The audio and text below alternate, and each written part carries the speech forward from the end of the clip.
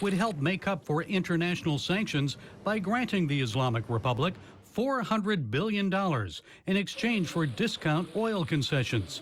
Mohabbat TV's Mike Ansari receives daily reports from people inside Iran. Chinese money means Iranian political recovery and economic stability. Ayatollahs will be giving China a permanent foothold in Iran, which will enhance Chinese regional position at the cost of undermining USA.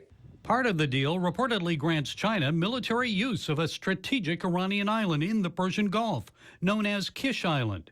U.S. Secretary of State Mike Pompeo told Fox News China's entry into Iran will destabilize the Middle East, placing Israel, Saudi Arabia, and the Emirates at risk. Iran remains the world's largest state sponsor of terror, and to have access to weapon systems and commerce and money flowing from the Chinese Communist Party only compounds that risk for that region. Hudson Institute senior fellow Robert Spalding.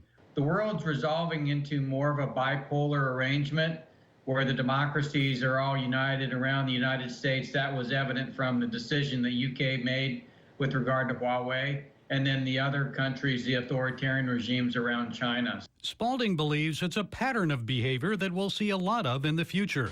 And while Washington may find this new alliance worrisome, Ansari says the Iranian people also see it as troubling. Iranians inside Iran are taking to social media, denouncing Iranian government's actions. They're saying they don't trust the Ayatollahs. They also don't trust China. They see this as a colonial contract and are looking to the West for help. Administration critics say this alliance with China is a consequence of America's big economic squeeze against Iran. And with sanctions already in place against the regime, it appears there's little the United States can do to stop it. Gary Lane, CBN News.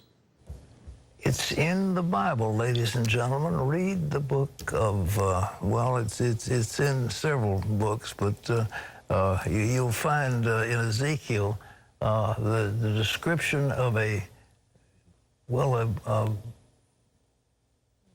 army against Israel, and Persia is going to be leading the charge. That's Iran, and it's going to be a massive force that will come against God's people in the latter days. So it's no surprise that Persia is working out that way, and whereas Turkey supposedly would be neutral, Turkey is swinging more toward Islamic dictatorship, and the whole situation there is going to be it's going to be simply a horrible mess for the next president of the United States.